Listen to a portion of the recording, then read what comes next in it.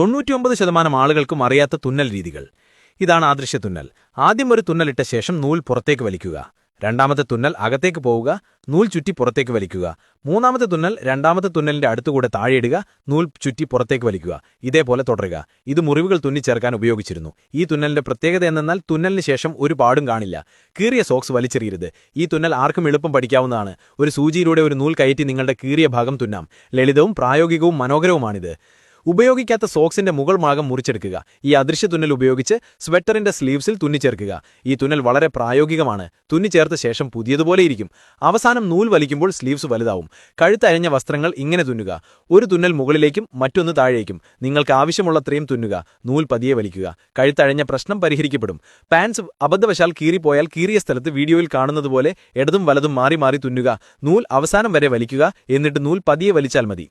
കൂടുതൽ അറിവുകൾക്ക് page follow ചെയ്യുക.